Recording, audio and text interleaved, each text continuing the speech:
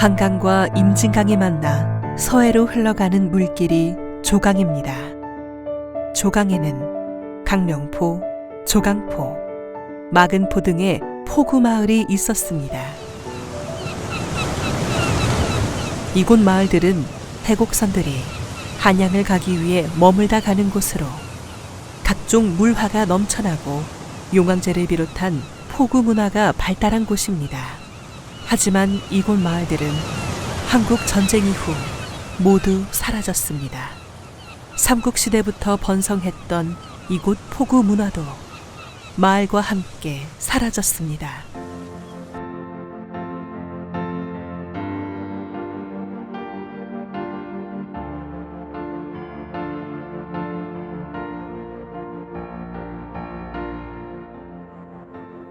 강령포에서는 정월 대보름에 올리는 제를 당제라고 불렀습니다. 주민들은 당제를 지내며 바다에 나가는 사람들의 안전과 풍어를 빌었습니다. 당제는 새해가 시작되는 정월 대보름 오전에 지냅니다. 당제는 정월 이튿날 시작하는 치군 패놀이에서 이미 시작한다고 할 수 있습니다. 치군 패놀이는 어업과 포구, 용왕제와 관련 있는 전통 민속 농악놀이입니다. 치군 패놀이는 정월 대보름에 당제를 지내면서 끝나게 됩니다.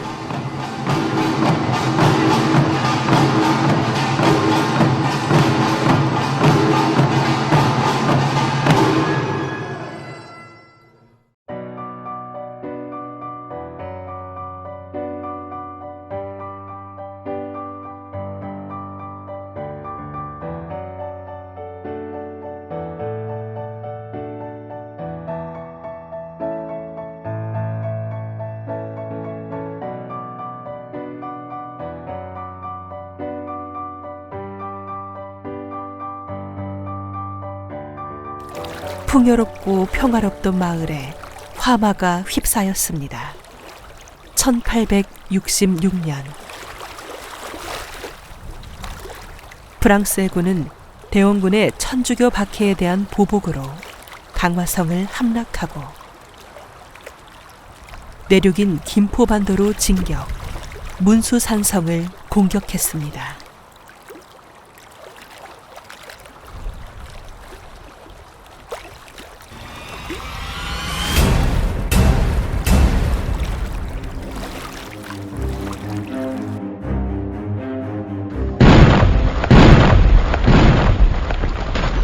조선군은 프랑스 해군에 맞서 격렬하게 싸웠으나 결국 무기와 병력의 열세로 후퇴하고 말았습니다. 한양의 관민인 조강일 때는 외적의 침입이 있을 때마다 침탈의 대상이었고 이곳에 사는 사람들은 늘 적의 약탈에 시달렸습니다.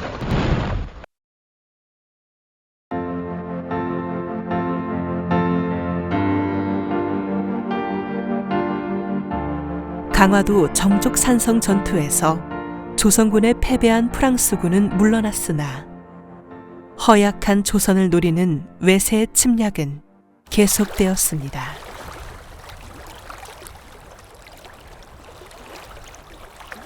(1905년) 일본의 국권을 빼앗기자 구국을 위한 의병이 전국 도처에서 일어났습니다.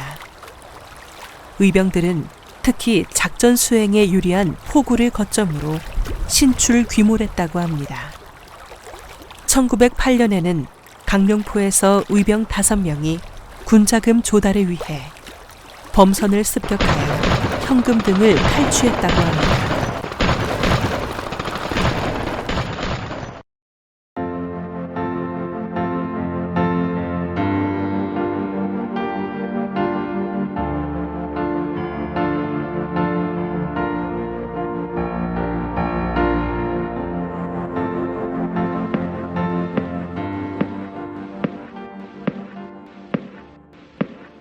(1910년) 조선을 집어삼킨 일본은 조선을 완전한 식민지로 만들기 위해 전국토의 40%를 조선 총독부 소유로 만들었습니다. 일제는 본국에 있는 자국민의 식량과 군량미를 공급하기 위하여 공출미라는 명목으로 조선의 쌀을 강탈해 갔습니다. 호남 평야와 함께 김포는 일제의 첫 손가락에 꼽히는 미국 수탈 대상 지역이었습니다.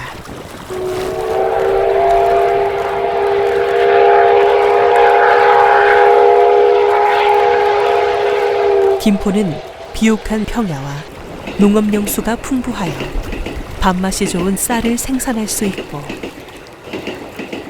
포구가 많이 있어 미국의 운반이 편리한 곳이었습니다.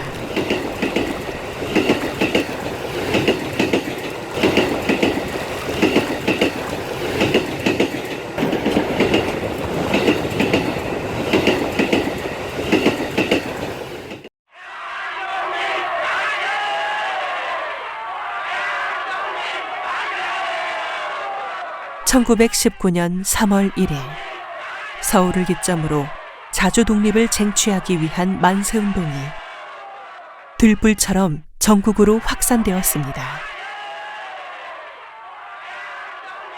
군화리에서도 3월 20일 통진 장날 400여 명의 면민이 독립만세를 외치며 향교 앞과 보통학교, 면사무소, 일경주재소 등을 돌며 시위를 하였습니다.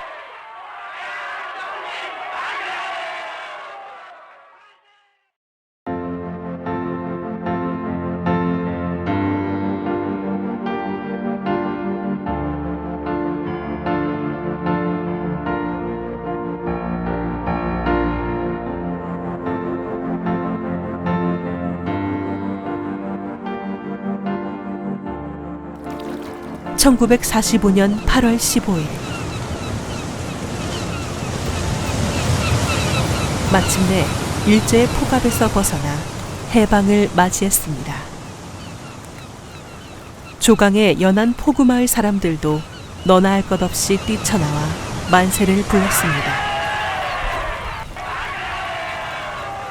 하지만 미국과 소련은 한반도를 38도선을 기준으로 남과 북으로 분할 점령했습니다. 이후 남과 북에는 각기 다른 단독 정부가 수립되었고 남과 북은 자유롭게 오갈 수 없게 되었습니다.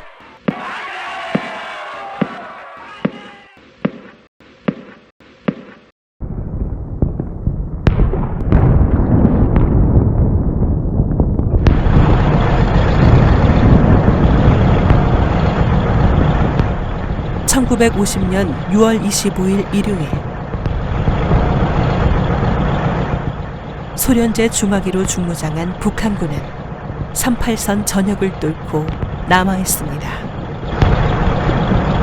바로 다음 날 북한군은 조강을 건너 강령포와 조강포, 시암리 등의 공격을 가하고 김포반도로 진격해 들어왔습니다. 조강은 지정학적으로 국군과 북한군 모두에게 서울의 서북 관문으로서 매우 중요한 전략적 요충지입니다.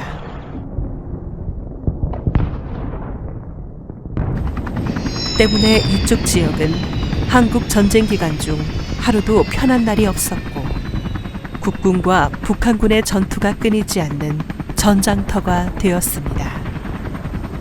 서울의 길목이면서 김포 비행장을 빨리 점령할 수 있는 지름길이기 때문에 김포 지역은 상대적으로 전투가 치열해질 수밖에 없었습니다.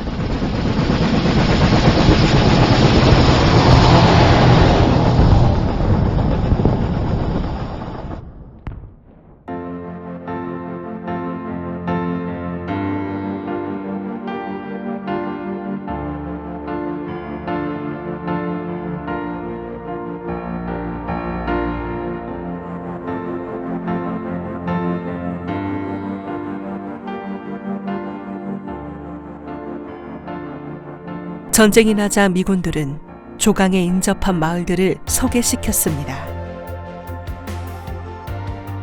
미군들에 의해 천막이 지어지고 시암리 자리에 천막 동네가 마련됐습니다.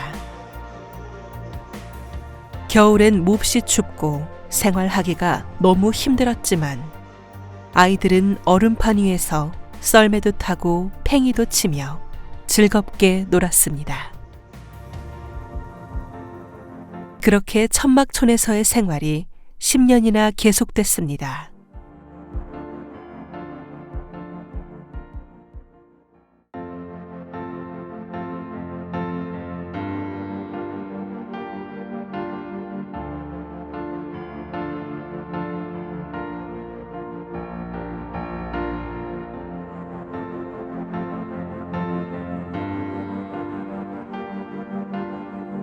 (1953년) 휴전이 되고 나서도 남북의 대립은 첨예해졌습니다.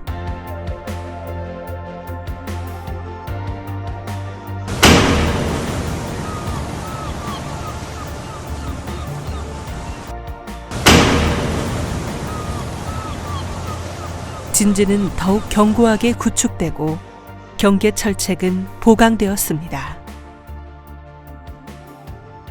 조강은 남과 북이 마주한 사실상 군사 분계선이 되었습니다. 조강은 사람도 배도 다닐 수 없는 잊혀진 강이 되었습니다.